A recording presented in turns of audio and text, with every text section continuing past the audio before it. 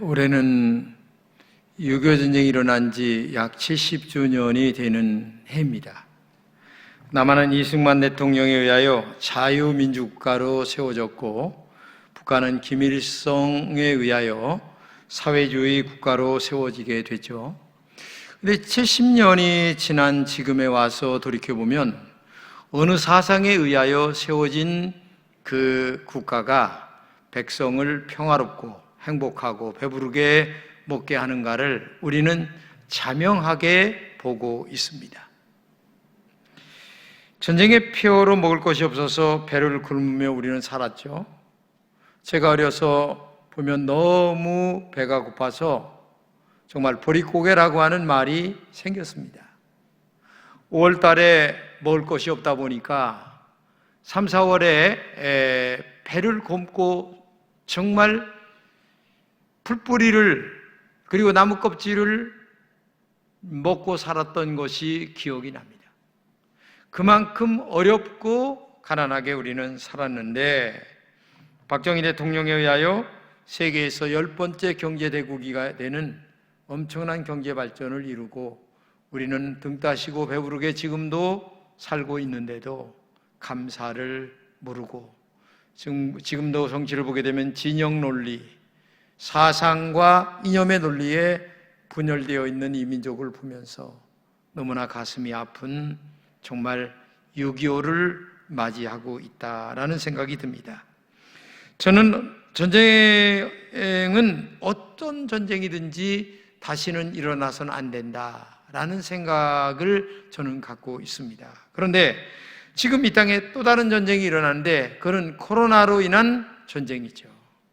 우리나라만이 아니라 전 세계가 이 전쟁 때문에 너무나 허덕이고 있고, 경제가 마비되고 왕래가 마비되고 모든 것들이 지금 허덕이는 상태에 있는 이 상황을 우리는 겪고 있는데, 안타깝게도 말들은 빨리 끝난다는 얘기도 있습니다만은 한쪽에서는 코로나가 평생 함께 가야 될 것이 아닌가라는 얘기도 있으니까 마음에 많은 아픔들이 있게 되는 것입니다. 그러나 우리는 어떤 힘든 상황에 있다 할지라도 우리가 누구인가를 확실히 알아야 됩니다. 바로 하나님의 사람, 성령이 함께하는 사람, 믿음의 사람이라는 사실을 우리는 알아야 됩니다. 그렇기 때문에 정말 하나님이 함께하는 사람으로 어려운 순간 속에서도 믿음으로 이겨나가는 영적 지혜와 능력이 여러분들에게 함께하기를 진심으로 축복합니다. 디모데전서 6장 11절에 보게 되면 이런 말씀이 있어요. 오직 너 하나님의 사람아. 말은 뭐예요? 우리는 어떤 경우에도 하나님의 사람이기 때문에 믿음으로 이겨나가야 된다. 극복해 나가야 된다. 기도하며 나가야 된다. 그런 의미를 우리에게 담고 있습니다. 그러므로 성령님이 함께하는 사람이라는 것을 결코 잊지 말고 정말 이 어려운 난국을 이겨나가는 지혜자가 되시기를 진심으로 축복합니다. 본문은 우리가 잘 아는 내용이죠. 쌍둥이 동생 야곱과 형 에서가 함께 태어납니다. 근데 동생 야곱이 정말 장자권을 탐내어 형 에서에게 이걸 뺐습니다. 근데 이 뺏긴 에서가 일을 가는 거예요. 죽여버린다고. 근데 이것을 어머니가 먼저 눈치를 챕니다. 야, 큰일 나겠다. 그리고 나서 야곱을 야반도주 시킵니다. 외삼촌 댁으로 도망을 시키는데 야곱은 정말 외롭고 쓸쓸하게 야반도주를 하는 거예요. 그러다가 20년 동안 외삼촌 집에 있다가 돌아오게 되는데 이게 웬일입니까? 20년 동안 형 에서가 칼을 갈고 있는 거예요. 돌아오기만 해봐라. 당장에 내가 죽여버리겠다. 이 소식을 먼저 들었는데 처자식 있지, 소떼 양떼 다 있는데 이게 큰일 난 거예요. 그러니까 다시 말하면 6.25 전쟁이 이 야곱에게 다시 일어난 거예요. 코로나19가 그때 일어난 거예요. 이 야곱에게. 그러니까 할 수 없이 약복강변에서 기도하지 않을 수가 없어서 눈물을 흘려 기도했다라는 얘기가 오늘 본문의 이야기입니다. 우리는 본문에서 다음과 같은 은혜를 나눴으면 좋겠어요. 첫째는 하나님은 야곱과 언제나 함께 하셨다는 것입니다. 본문 24절입니다. 야곱은 홀로 남았더니 어떤 사람이 날이 새도록 야곱과 씨름하다가. 네, 여기 본문에 어떤 사람이라고 하는 말을 사용하지만 이 어떤 사람이 누구냐? 바로 하나님이세요. 그래서 본문에 분이엘이라는 말이 있는데 하나님의 얼굴을 배웠다, 그래도 내가 죽지 않았다, 이런 얘기를 하거든요. 야곱이 씨름은 바로 어떤 사람이었는데 그 어떤 사람이 바로 하나님과 씨름했다. 근데 하나님이 먼저 찾아와 씨름을 걸은 거예요. 이게 축복이에요. 아주 놀라운 일입니다. 근데 이렇게 하나님이 씨름한 야곱은 평생토록 하나님이 동행하는 사람이었어요. 근데 하나님이 야곱과 동행을 하는데도 야곱은 그렇게 뼈저리게 하나님이 동행하는 사람이라는 사실을 느끼질 못해요. 그냥 하나님이 함께하는 거구나, 이렇게 알아요. 근데 밤이 새도록 야곱과 씨름한 하나님은 언제부터 야곱과 함께 했을까? 첫째는 태어나기 전에부터 하나님이 함께 했어요. 25장 23절입니다. 여호와께서 그에게 이르시되 두 국민이 내 태중에 있구나. 두 민족이 내 복중에서부터 나누이리라. 이 족속이 저 족속보다 강하겠고 큰 자가 어린 자를 섬기리라 하셨더라. 이 말이 무슨 말이냐면은 태어나기 전에서부터, 어머니 뱃속에 있을 때서부터 하나님이 야곱과 함께 했다고 하는 사실을 보여주는 말씀이에요. 우리는 하나님이 함께 하는데도 모르고 살아가는 거예요. 부모가 언제나 함께 해도 자식은 부모가 함께 하는 줄 몰라요. 하나님이 지금도 함께 하는데도 몰라요. 우리는 느낌이 별로 없게 살아가는 거죠. 야곱은 뱃속에서부터 하나님이 함께하며 태어났다. 역시 여러분과 저도 하나님의 은혜 가운데 태어난 거예요. 두 번째는 형 에서를 피해 도망갈 때도 함께 하셨어요. 창세기 28장입니다. 내가 너와 함께 있어 내가 어디로 가든지 너를 지키며 너를 이끌어 이 땅으로 돌아오게 할지라. 내가 내게 허락한 것을 다 이루기까지 너를 떠나지 아니하리라 하신지라. 이 말이 무슨 말이냐면은 형이 이제 야곱을 죽이려고 하니까 어머니가 야반도주 시킨단 말이죠. 이제 몰래 개나리 부찜을 짊어지고 밥덩이 몇 개 하고 밤에 야반도주 도망하는 거예요. 그냥. 그러니 뭐 이 어린 야곱이 도망치는데 얼마나 무섭고 두렵고 떨리겠어요. 그래도 살아야 되는 거니까 도망을 치고 있는 거예요.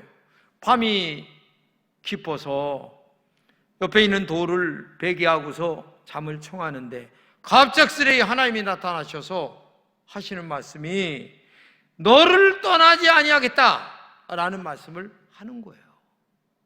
이게 야곱이 하나님을 처음 만난 거예요. 아, 하나님이 여기 계시는구나. 그래서 베개에 있던 돌을 가지고 하나님 앞에 제단을 쌓는 거예요. 그리고 거기서 예배를 혼자 드리고서 다시 또 외삼촌 라반 집으로 가는데, 사실 그렇게 하나님을 느꼈음에도 불구하고 외삼촌 집에 가서 20년 살아가는데 또 가물가물 하나님을 또 잊어버리고 또 살아가는 거예요. 이게 우리들의 신앙이에요. 야곱의 신앙이 똑같아요. 응? 근데 하나님은 야곱과 늘 떠나지 않고 동행해 주시는 거예요. 세 번째는 야곱이 라반의 집에서 머슴살이 할 때에도 함께 하셨어요. 이제 외삼촌 라반의 집에 가서 머슴살이를 하는데 한 달에 얼마씩 주겠다 약속을 한 거예요.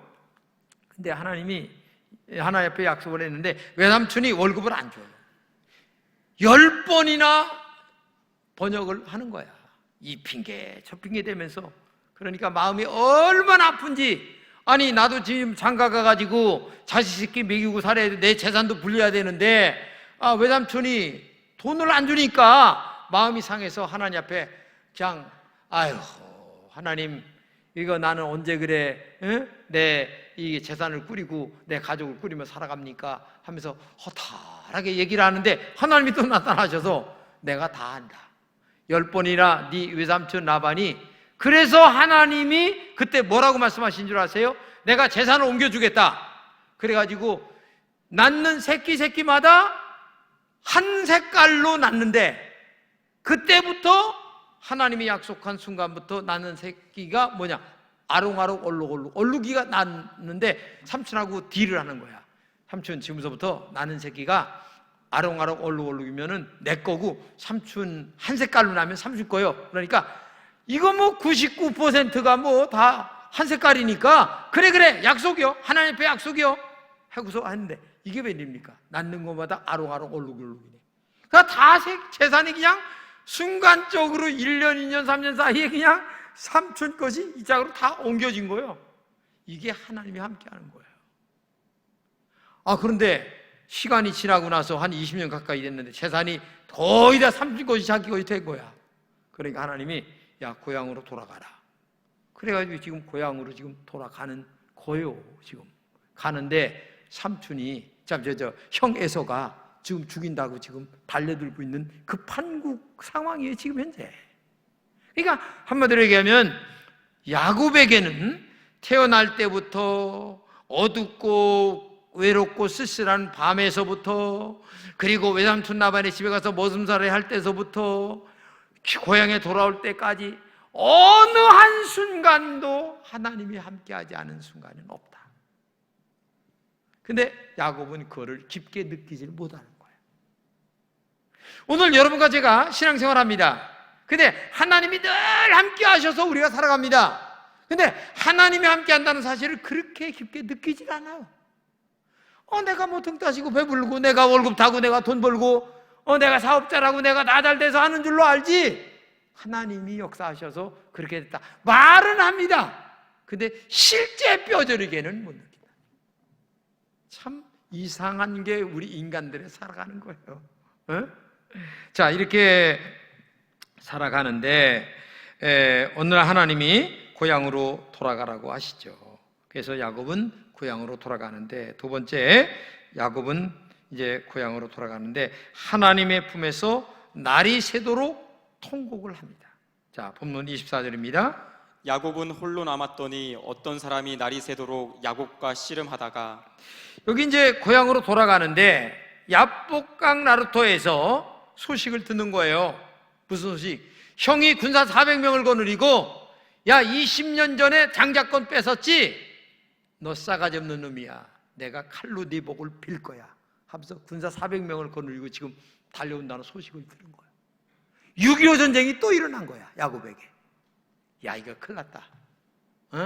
그래서 할 수 없이 야복나루를 건너지를 못하고 야복나루 건너기 직전에 해서 하나님 앞에 홀로 새는 거예요. 근데 여기 보면 날이 새도록이란 말인데, 날이 새도록이라고 하는 말은 어두운 밤에서부터 날이 셀 때까지 야곱은 씨름했다. 어떤 사람과? 한마디로 얘기하면 하나님과 기도의 씨름을 했다. 이런 의미가 되는 거죠. 아마 여러분에게도 어두운 밤이 있을 겁니다. 어떤 사람에게는 건강의 어두운 밤도 있고, 그렇게 기대하고 기대했던 자식, 희망을 걸었던 자식이 골치 썩이는 어두운 밤도 있을 테고, 물질 때문에 어려운 밤도 있을 테고, 가까운 사람이 등쳐서 어두운 밤도 있을 테고, 각자 상황은 다르지만 나름대로 어두운 밤은 다 있어요, 사람에게. 왜? 욕심 때문에 어두운 밤도 있어요. 왜냐하면 지금 이대로도 감사한데 나는 더 큰 욕심이 있어서 지금 이 문제를 해결해야 될 어두운 밤도 또 있어요. 이 사람마다 어두운 밤의 처지와 형편은 다 달라요. 그래서 결국 어떻게 됩니까? 이 어두운 밤에 하나님 앞에서 엎드려서 씨름을 하는 거예요. 그러니까 어두운 밤이라고 하는 것은 한마디로 얘기하면 내 아픔의 슬픔을 하나님 앞에 토해내는 시간이고, 하나님을 만나는 시간이고, 기도의 씨름판에 하나님이 찾아오도록 만드는 시간이란 얘기예요. 그렇기 때문에 이 어두운 밤을 만날 때마다 우리는 통곡의 밤으로 이 어두운 밤을 잘 이겨나가는 영적인 신앙의 행위가 우리에게 필요한 거예요. 어두운 밤을 만났을 때 사람들은 뭐 안 믿는 자들은 점치러 가고 뭐하러 가고 별짓 다 합니다. 근데 거기에 또 권사도 간다네 또? 장로도 간다고 하고? 이건 짝퉁이야. 하나님 앞에 나와 믿음으로 야곱처럼 밤을 새도록, 날이 새도록 통곡의 밤을 지나면서 기도의 눈물을 쏟고 하나님 앞에 내 마음의 가슴의 답답함을 정말 통곡해야 되는데 이게 엉뚱한 데 간다면 문제가 되는 거죠. 하나님의 품 안에서 기도라는 통곡을 통해서 야곱은 하나님을 붙들고 하나님은 또한 야곱을 붙들어 주시죠. 야곱이 두렵고 떨리는 어두운 밤이 날이 샐 때까지 하나님 앞에 통곡하며 울었습니다. 날이 새도록 하나님의 품에서 기도의 눈물을 흘릴 때에 야곱의 환도뼈가 부러집니다. 그래서 육신의 장애를 입어요. 그러나 야곱의 영혼은 하늘을 나르는 기쁨을 갖는 거예요. 육신은 비록 아픔을 겪지만은 영혼은 하나님 앞에서 기쁨을 얻는 순간이 됐다는 거죠. 이게 영적인 하나님 앞에서의 만남이라는 거죠. 기도의 통곡은 우리의 영혼을 맑고 깨끗하게 하는 순간입니다. 기도의 통곡은 하나님과의 관계를 새롭게 만들어주는 은혜의 시간이에요. 기도의 통곡은 내가 깨지는 순간입니다. 내 안의 주인이, 내가 주인으로 살던 사람이 이제는 하나님이 나를 지배하는 사람으로 바뀌어지는 순간이 기도의 통곡의 시간이라는 것을 알아야 됩니다. 내 인생의 주인이 바뀌는 시간입니다. 기도의 통곡은 내가 죽고 내 안에 주님이 살아 역사하는 순간입니다. 그래서 인간은 기도의 통곡의 시간을 한 번은 꼭 있어야 됩니다. 그래서 하나님을 만나야 된다는 겁니다. 하나님을 평생도록 한 번도 못 만나고 평생을 살아간 사람이 있어요. 교회는 다녀도. 그게 야곱 20년, 30년 동안의 생활이에요.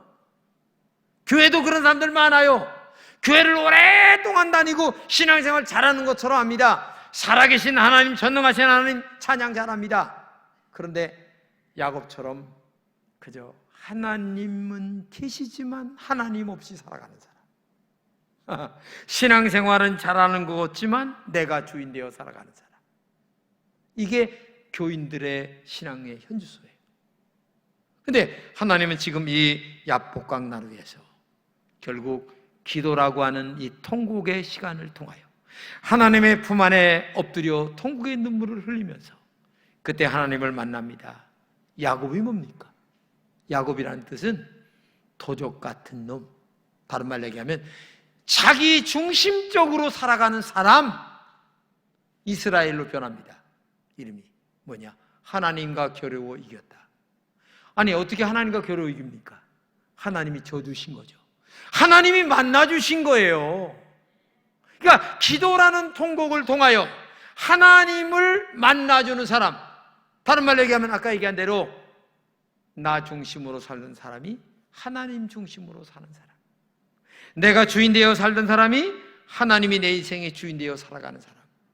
나는 이제 하나님 말씀대로 살겠습니다, 하나님 중심으로 살겠습니다 라고 변화되는 순간이 이 야복강 나루에서의 통곡의 시간을 경험해야만 그런 변화가 내 생애에 나타나는 거예요. 비록 야곱은 이 통곡의 시간을 통하여 엄청난 변화가 일어나잖아요. 그러면 구체적으로 조금 더 같은 얘기지만은 어떻게 변화되느냐? 이 기도의 통곡은 하나님의 은총을 입는 시간이었어요. 뼈가 부러집니다. 환도뼈가 부러졌다고 하는 말은 이 엉덩이 뒷뼈가 부러졌다는 얘기인데, 여기는 한마디로 얘기하면 이게 인간의 중심이죠. 그러니까 야곱의 중심이 부러진 거야.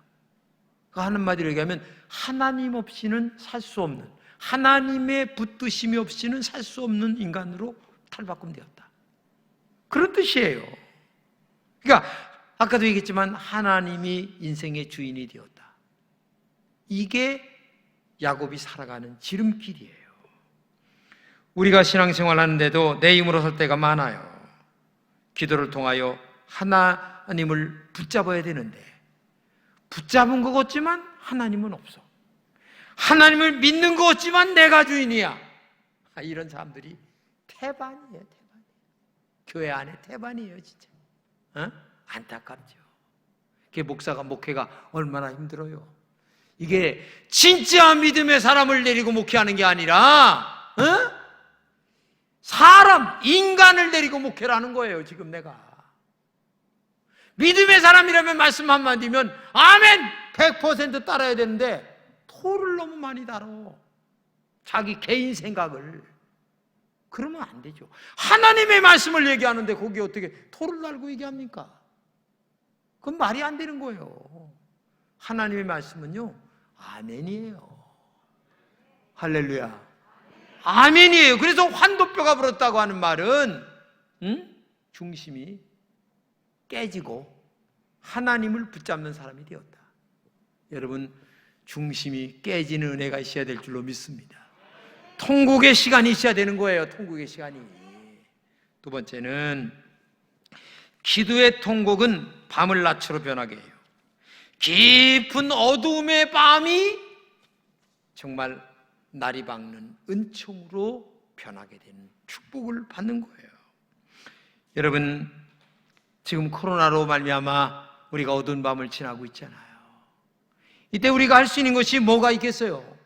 나는 아무리 발버둥을 쳐도 기도를 해야 백신이 발견이 되든지 아니면 치료약이 나오든지 할 거 아니겠어요? 생각해 보세요. 인간이 이것저것 100번 해봐야 별 수 없어요. 하나님 품 안에서 인간의 머리라는 건 IQ가 아무리 좋아도 하나님 못 따라갑니다. 하나님 못 따라가요. 그렇기 때문에 이럴 때마다 하나님 앞에서 통곡해야 됩니다. 이 통곡만이 내 안에 있는 더러운 찌꺼기가 빠져나오는 순간입니다. 썩은 물이 어떻게 빠져나오겠어요? 통곡의 눈물 속에서만 썩은 물이 빠져나오는 거예요. 그렇기 때문에 각자가 내 어려운 시간을 떠나보내기 위해서는, 밤을 떠나보내기 위해서는 통곡의 시간이 있어야 되는 것이다. 세 번째는 이 기도의 통곡으로 하나님의 야복을 무사히 건너게 됐다는 겁니다. 야복이라고 하는 것은 고향 땅을 얘기하는 거고, 야복이라고 하는 것은 인간의 한계를 얘기하는 겁니다. 노력을 많이 했는데도 그 한계를 못 넘는 게 있어요. 정말 넘을 것 같은데 이상하게 그걸 못 넘어. 그 아리랑 고개를 못 넘어. 그게 다 있어요. 사람들에게는 나름대로의 한계가 있어. 근데 그 한계가 어디냐면 지금 야복이야. 형이 지금 400명 군사를 건너리고 지금 오고 있는 상황이니까. 그 야복에서 지금 멈춰서 가지고 지금 울고 있는 거예요. 여러분 생각해 보세요. 이때 하나님이 찾아오셔서 세상에 만나주시니까, 아니 형이 만나는데 칼을 갈고서 지금 목을 치러 오던 사람이 어이 동생 야곱 오랜만이야 하더니만 뽀뽀를 하니 이게 어떻게 되는 거예요? 그 사람의 마음을 누가 바뀌는 겁니까? 이런 환경의 조건을 누가 바꿔놓는 겁니까? 하나님이 바꾸는 거. 하나님이 통곡의 눈물을, 내 안에 있는 더러운 찌꺼기를 토해낼 때에 하나님이 그 환경을 바꿔주시는 줄로 믿습니다. 이게 은혜 아니겠습니까? 이게 지금까지 야곱과 언제나 동행했지만 야곱은 하나님을 붙잡지 않았어요. 이게 문제예요. 오늘 여러분들도 마찬가지고 저도 마찬가지입니다. 하나님이 함께하지만 정말 하나님을 진짜 붙잡았느냐 이거예요. 내가 어려움과 고난과 아니면 또 기쁨과 행복이 있을 때에 진짜 더 큰 은혜 아닙니까? 지금까지 아무 일도 없어서 이게 보통 큰 은혜 아닙니까? 근데 감사를 몰라. 건강한 사람들 진짜 감사 헌금 좀 많이 하셔야 돼. 진짜요. 왜? 어떤 사람은 아파봐야만 정신 차린다 그러는데 진짜 정신은 건강할 때 차려야 되는 거예요. 왜? 그게 너무 감사하잖아요. 내가 아프지 않고 지금 병원에 안 가고 나처럼 암병 걸려봐야 좀 아시겠습니까? 안수기도 받으러 오세요. 내가 암병 걸리게 기도 좀 해드릴게. 여러분 안 걸리는 게 축복이에요. 안 걸리는 게 감사예요. 아무 일 없는 게 축복이에요. 그걸 감사하며 살아가야 되잖아요. 근데 그걸 더 방종하며 살아가. 그걸도 남발하며 살아가 세상적으로. 죄 짓는데 바빠. 하나님 앞에 예배 드리는데 바쁜 게 아니고 건강한 육체를 가지고. 이게 인간이 살아가는 방법이에요. 어? 여러분, 코로나19요? 별거 아니에요. 진짜 내가 더 어려워 보세요. 내가 육신적으로 코로나19 물리치고 하나님 앞에 나와 기도할 거예요. 아마. 축복이에요. 나는 마스크 쓰고 드리는 이 예배가 얼마나 은혜로운지 몰라요. 어? 마스크라도 쓰고 드리는 예배. 왜? 필리핀에는 지금 예배도 못 드리니까. 어? 아예 왕래를 못하게 하니까. 이게 얼마나 축복이고 감사합니까? 난 아까 찬양대 부를 적에 마스크 쓰고 부르는 찬양대를 보면서 눈물이 나려고 그러더라고요. 얼마나 감사합니까? 이 은혜가. 그러므로 여러분, 통곡의 눈물을 통하여 하나님 앞에 영광을 돌리시기를 바랍니다. 응? 비록 야곱은 하나님의 은총으로 환도뼈가 부러졌어. 절었어. 그러나 영혼은 날듯이 뛰었어. 행복했어. 그때부터 야곱의 인생이 풀려나가는 거예요. 하나님이 직접 야곱의 손을 붙들고 다니는 거야. 아무리 어린아이가 기가 막히게 날뛴다 하더라도 붙잡고 있는 어머니의 손 때문에, 아버지의 손 때문에 걸어가는 거야. 얼음판과 같은 인생을 미끄러지지 않고. 인생이 그런 거예요. 이 은혜를 아는 여러분 되시기를 진심으로 축복합니다. 그러므로 여러분의 통곡을 통하여 내 안에 있는 더러운 찌꺼기들을 빼내고 하나님이 나를 붙잡아 주신 은혜로 살아가는 여러분 되시기를 진심으로 축복합니다. 6.25 사변에요, 아까도 좀 나왔지만은 진짜 부산만 남았을 때에 500명의 목사님과 그리고 성도들이 모여서, 그때 이승만 대통령도 거기에 참석을 했어요. 초량교회와 그 다음에 초등학교, 어느 다른 초등학교에서 기도를 하는데 정말 놀라운 일이 두 가지가 크게 벌어지는데, 하나는 그때 비가 한참 올 때예요. 근데 비가 장마철인데도 안 오는 거야. 안 오니까 미군 비행기가 떠가지고 낙동강 전선에 폭탄을 투하해가지고 이 북한군이 거기 이상을 못 넘어게 하는 거예요.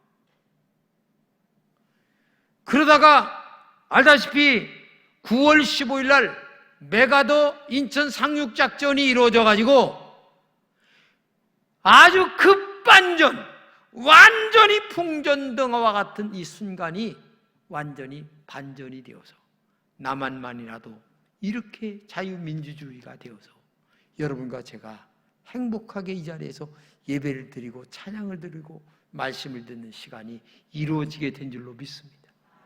이게 기도의 능력이었고 통곡의 능력이었고 하나님의 은총이었음을 믿으시기 바랍니다. 여러분, 지금 올해가 70주년 6.25를 맞이한 70주년인데 생각해 보세요. 남북으로 지금 대치되어 있습니다. 그런데 얼마 전에 북한 세상에 판문점 연락사무소가 폭파당했는데 세상에 우리 대통령께서 얼마나 자존심이 상했을까?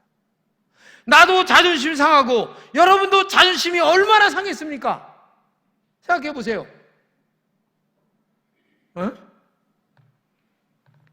이렇게 구걸하며 살아야 되는 것이 정말 남북 간의 관계인가?